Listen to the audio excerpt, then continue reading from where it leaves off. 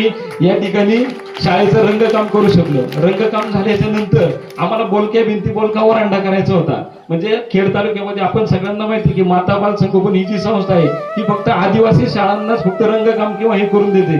पण आम्ही वारंवार त्यांच्या पाठीमागे लागल्याच्या नंतर म्हणजे पहिलीच म्हणजे बिगर आदिवासी शाळा जर म्हटली तर आंबराळवाडी ही तालुक्यातली पहिली अशी शाळा आहे की त्यांनी माता बाल संगोपन आपल्या शाळेसाठी रंगकाम त्या ठिकाणी मोफत करून दिलेलं आहे. पहा, त्यानंतर हे सगळी कामं झाल्याच्या नंतर परत आम्हाला प्रश्न पडले. दत्ताभाऊ उमळे असतील, संतोष ओवळे असतील, वागेरे असतील, यांना देखील मी म्हटलं की आपल्याला आणखी निधी मिळाला पाहिजे.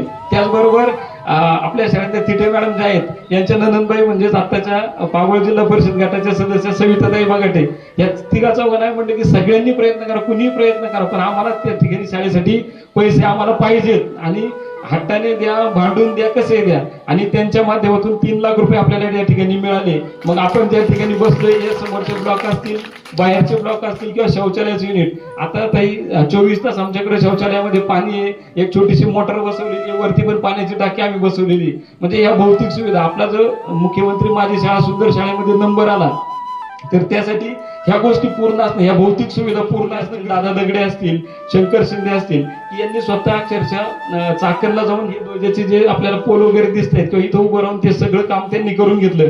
त्यांना देखील मी या ठिकाणी आपले ग्रामपंचायत सदस्य दत्ताभाऊ उमळे आहेत की यांनी सर्व विद्यार्थ्यांना जे स्पोर्टचे ड्रेस असतात दरवर्षी आम्हाला ते स्पोर्टचे ड्रेस देतात. पहा, त्यांचं देखील मी आभार या निमित्ताने व्यक्त करतो.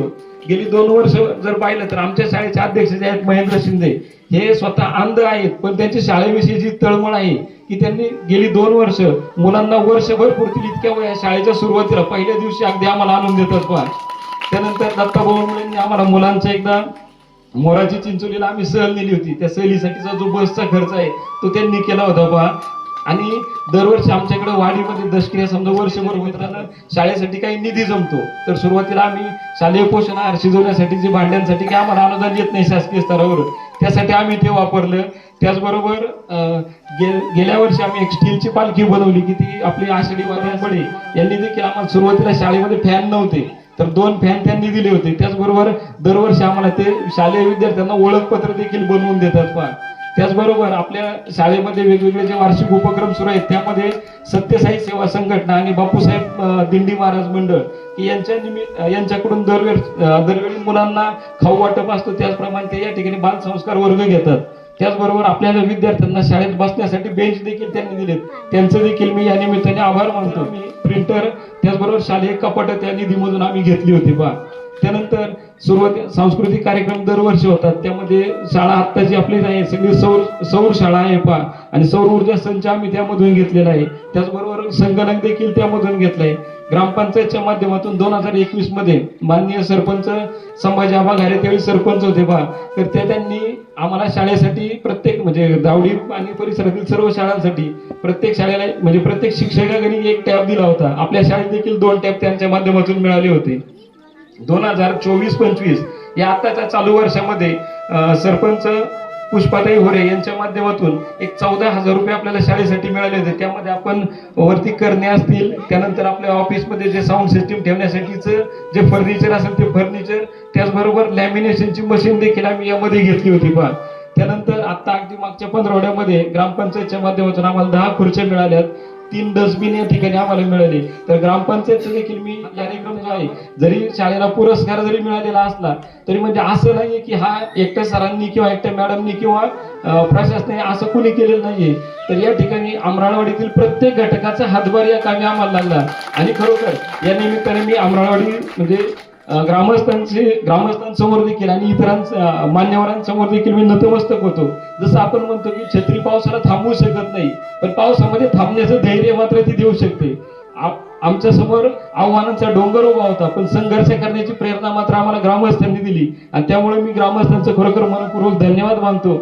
आणि जसं आम्हाला आतापर्यंत सहकार्य केलं किंवा आपण जरी आता नंबर आला असेल काय झालं असेल तरी देखील या पुढील काळात देखील आपल्याला शाळा किंवा आपल्या वाडीचं नाव किंवा गावाचं नाव मोठं करण्यासाठी आम्ही निश्चित धडपड करत राहू. विद्यार्थ्यांचं म्हणजे बौद्धिक असेल किंवा भौतिक असेल दोन्ही सुविधा निश्चित वाढवण्याचा प्रयत्न करू आणि सर्व ग्रामस्थांना देखील या निमित्ताने मी धन्यवाद देतो आणि पुन्हा एकदा सगळ्यांचं ऋण व्यक्त करतो. रानमाळा शाळेला मिळाला, दुसरा आंबराळवाडी शाळेला मिळाला आणि तिसरा वापगाव गटामध्ये वापगाव शाळेत साहेबांच्या वतीनं अमोलजी जंगले साहेबांच्या वतीनं मी या जे आपल्या शाळेला क्रमांक मिळाले, मी दावडी शाळा माध्यमिक शाळा असेल आणि आंबराळवाडी शाळेची प्राथमिक शाळा असेल, या सर्व शाळांचे मुख्याध्यापक असतील, त्यांचे सर्व शिक्षक स्टाफ असेल, त्याचबरोबर सर्व व्यवस्थापन समितीचे सदस्य, अध्यक्ष आणि ग्रामस्थ, त्याबरोबर सरपंच, उपसरपंच आणि त्यांची सर्व ग्रामपंचायत कमिटी यांचं मी विशेष असं अभिनंदन करतो आणि आपले आभार मानतो की आपलं सहकार्य खूप मोठं आहे. ग्रामस्थांचं सहकार्य जर असेल तरच ही गोष्ट घडते. आज तसं पाहायला गेलं तर भोसले सरांनी आपल्या प्रास्ताविकामध्ये शाळेचा दर्जा किंवा शाळेची भौतिक सुविधा कशा मिळवल्या याची वितंभूत सगळं सांगितलेलं आहे.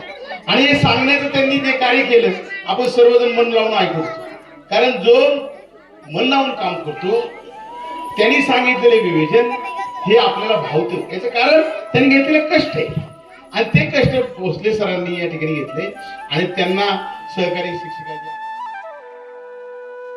मानाचा तुरा रोवणारी आंबराळवाडी शाळेचे सगळे ग्रामस्थ, विद्यार्थी मित्र आणि सर्व शिक्षक वृंद, सत्कार सन्मान करायचा म्हटलं तर सर्व ग्रामस्थांचा किंवा सर्व पुढारी नेत्यांचा सन्मान आज सरांनी ठेवलेला आहे.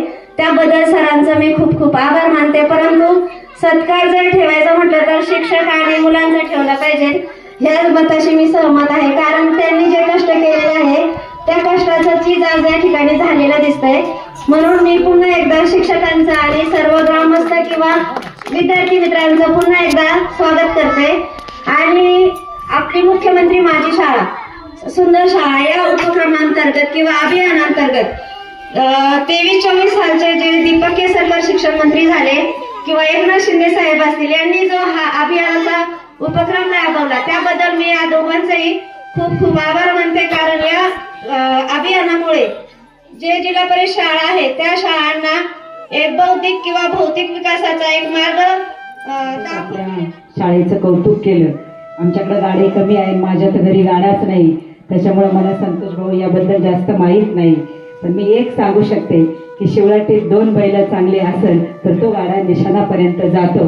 खऱ्या अर्थाने तिथे मॅडम आणि भोसले सर ही दोन्ही मंडळी अतिशय प्रामाणिकपणे या ठिकाणी त्यांनी काम केलं आणि आज ही शाळा या ठिकाणी आज त्या बक्षिसापर्यंत पोहोचली. खऱ्या अर्थाने एक हाडाचा शिक्षक, एक प्रामाणिकपणे काम करण्याचं काम खऱ्या अर्थाने भोसले सरांनी केलं की ज्या विद्यार्थ्यांच्या बरोबर आपण या ठिकाणी काम करतो, बौद्धिक सुविधा तुम्ही आम्ही सगळेच देतो, परंतु हा विद्यार्थी घडला पाहिजे, हा गुणाने आणि गुणसंपन्न असला पाहिजे, हे काम खऱ्या अर्थाने भोसले सरांनी केलं.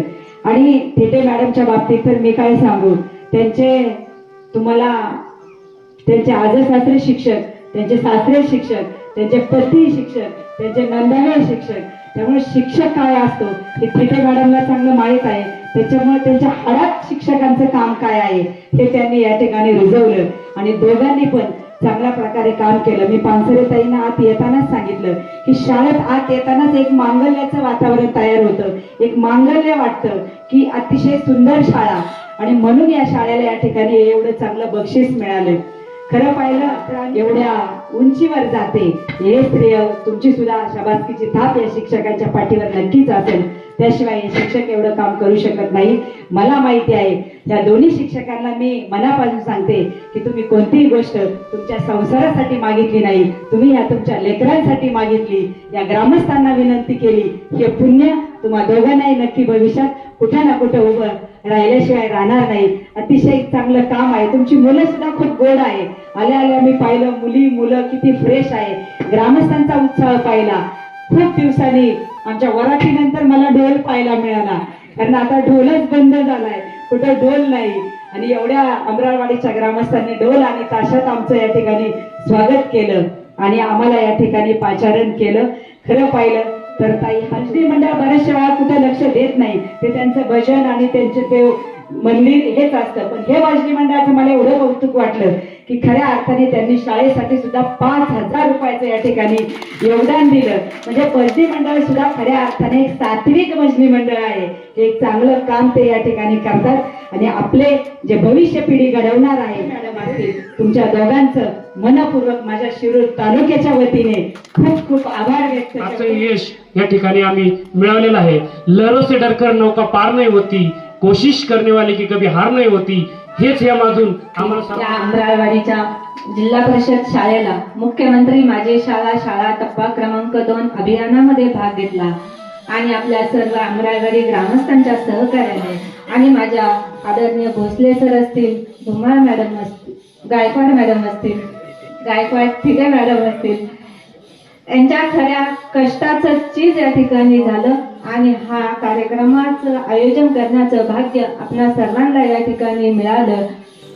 खरं तर